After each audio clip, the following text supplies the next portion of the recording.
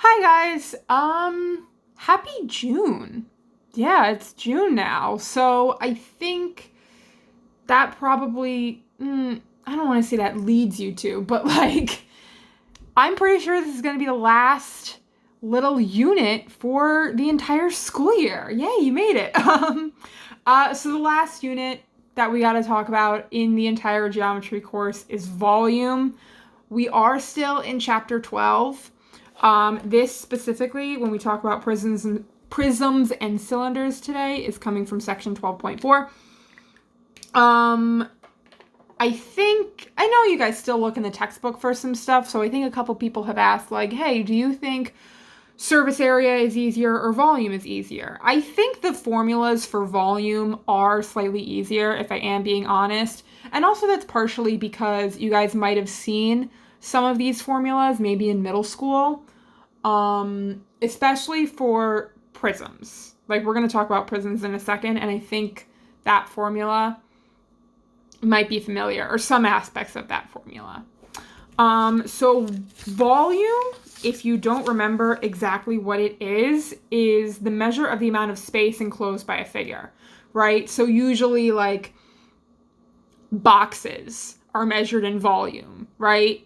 A lot of, like, cans of food and cans of soda are measured in volume. Bowls are measured in volume, right? A lot of, like, food and cooking stuff, and, like, packaging and shipping. It's all about volume rather than, like, surface area. I mean, there are a lot of, like, real life applications to surface area. If anybody looked in the textbook for those word problems, there's, like, actually making the box and stuff would be surface area, but the space inside the box, how much it can hold, that's volume. And since we are really now in 3 dimensions, now is when we start talking about cubic units. So if you're given units in inches or feet or meters or whatever, I'm going to be looking for inches cubed or feet cubed or meters cubed rather than squared, because now we're finally in 3 dimensions. All right. So this is what I was saying before, should probably be familiar about the volume of a prism. In general, the volume of a prism is the area of the base times the height of the figure. The formula that you might be familiar with is LWH, length times width times height.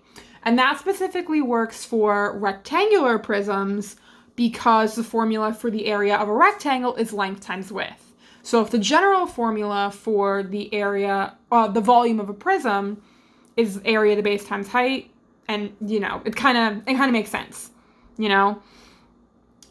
use this general formula because we've talked about prisms that that don't just have rectangular bases, triangle bases, trapezoid, hexagon, pentagon, etc., etc. So however you would find the area of that base, that's how you do it. Multiply it by the height. I think I might have said this in the surface area, but usually the base is what's on the bottom, and I think you guys might have seen that in middle school too. If the base is not the bottom of the prism, I think that will be specified. And again, that's more so for, like, rectangular prisms where all the faces are rectangles. If you have, like, a triangular prism, the base is automatically going to be a triangle. I know a lot of people were still asking about stuff like that when we were talking about surface area, so I really hope that's clear that if you have a triangular prism, the base is the triangle. Always. If you have a hexagonal prism, the base is the hexagon. Always. Even if it's not on the bottom. All right? So this is probably the basic kind of volume problem. This is probably what you did in middle school. The base is a rectangle. So if the volume is the area of the base times the height, the area of the base is just going to be 13 times 3 times the height, which is 5. And I'm just going to stick that all in my calculator. And I'm going to get my volume to be 195 centimeters cubed. And that's pretty easy, I'd say.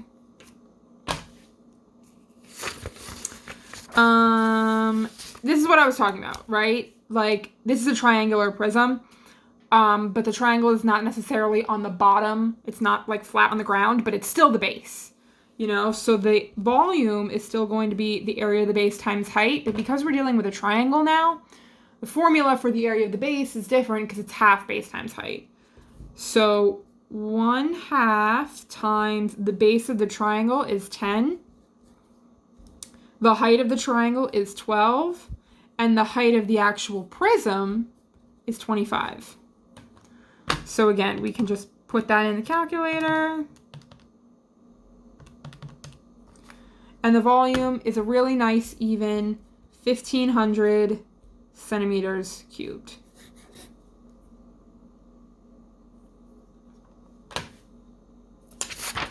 Okay. Same thing. All right.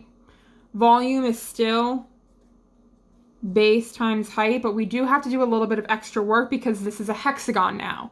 And this is where the formula for the area of a hexagon is the formula for the area of any regular polygon, 1/2 times the apothem times the perimeter. So the perimeter is pretty easy to figure out. It's just 9 times 6, which is 54.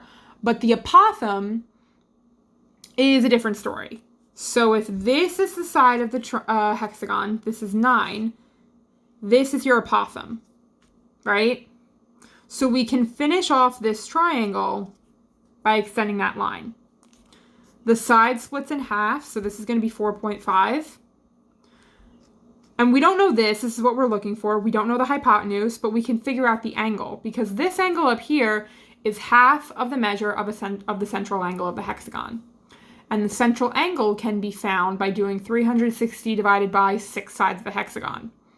So that's 360 divided by 6 is 60, half of 60. This angle right here is 30. So this is a 30, 60, 90 triangle. 4.5 is your short leg, which means your long leg is your apothem. So that's 4.5 root 3. And that's what we would use when we find the area of the hexagon and when we plug all of that into the volume formula. So the area of the base is 1/2 times 4.5 root 3 times the perimeter, which is 54, and then the height is 12, height of the entire prism. So again, that's just going into the calculator.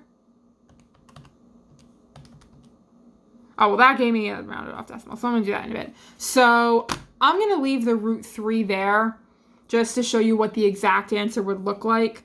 So 0.5 times 4.5 times 54 times 12 is 1458. So this would be 1458 root 3 feet cubed for the exact answer, but it does say round to the nearest 10th, so you can multiply that by root 3 and get approximately 2,525.3 cubic feet. There you go. Exact answer, rounded off answer. Again, be careful with directions. Oh, extra piece of paper. All right. Okay. Volume is still base times height, or area of the base times height. We have a triangle, so the area of the triangle is going to be half base times height, and A in this case is your base. All right. So this 30 for the hypotenuse on this side, the bases of a prism are always going to be congruent. So if this hypotenuse is 30, this hypotenuse also has to be 30, which means we could do Pythagorean theorem, or we could break down a triple if possible. I think this is a triple. 18 and 30 are both divisible by 2. So this is 9 and 15. And those are both divisible by 3 as well. So we could break this down even further into 3 and 5. And this is the 3, 4, 5 triple. So this would be 4 times, let's see. Well, 3 times 6 would get us right back to 18. So 4 times 6 is 24. So A is 24. That's the base of the triangle. You could have easily figured that out, again, using Pythagorean theorem. So the volume is 1/2 times 24 times 18 times the height of the prism, which is 15. And that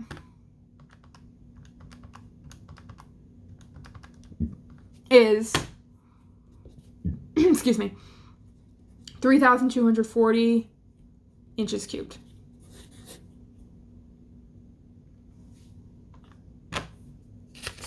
All right, cylinders are really similar. It's just the fact that a cylinder always has a base that's a circle. So it's still technically area of the base times height, but since the base is always a circle, you usually see it written like this, where it's pi r squared times the height. And that's really the only difference between prisms and cylinders, that cylinders are a lot more specific. That's kind of why the textbook lumps prisms and cylinders together, because they're so similar. Okay? So the volume of the cylinder is pi r squared h. So we have all that information. We're just going to plug it in. So pi times 1.8 squared times the height, which is 1.8. And let's see, 1.8 squared times 1.8. If we left pi in there, this would be exactly 5.832 pi centimeters cubed. But since it does say round the whole thing to the nearest tenth, we are going to multiply this by pi and get that approximation. So this is approximately 18.3 centimeters squared for the volume of the cylinder. I mean, cubed. Cubed. Cubed. Cubed. Okay. Okay. Same thing. Whoa. Same thing. Pi r squared h. Pi times 8 squared times 5. 8 squared is 64. 64 times 5 is 320. So the exact answers for this would be 320 pi centimeters cubed. And then times pi is approximately 1,005.3 centimeters cubed. This should probably be a little higher and actually look more like an exponent. Cool. All right. The only thing that this is saying is really just the fact that, like, it's with oblique solids, you know? When you're talking about the height of a prism or a cylinder, it's really just the fact that the height still has to be perpendicular to the base, right? So if you have like a perfectly vertical box or like or prism, cylinder, whatever, if you shift it over a little bit or you just kind of like lean it, you know, it still has the same volume. That's what the Cavalieri's principle basically says. If you have same area of the base and same height, regardless of like how much it leans over, all these three solids have the same volume. That's really all the Cavalieri's principle says. So when we look at something like this,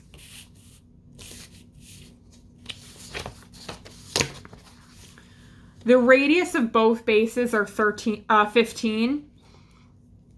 So that's how we know this is still like a nice cylinder that we want, because the bases still have to be congruent. If the bases weren't congruent, then Cavalieri's principle wouldn't apply. So the radius of your base is 15, and then the height is 25. So we could easily just do volume the same way we did before. Pi r squared h, where the radius is 15 and the height is 25. So the exact answer, can you see that, is 5,625 pi feet cubed. And then the approximation is approximately 17,671 we round this up, so 0.5 feet cubed. And that is it for volume of prisms and cylinders. I do think the homework might be a little bit extensive just because, you know, there were a lot of really good problems in this section, honestly. But I don't think it should be that difficult. I hope this was pretty basic. I mean, you guys know, same thing. You know where to find me if you need any extra help. And that's it. We are almost at the finish line. All right? Talk to you guys soon.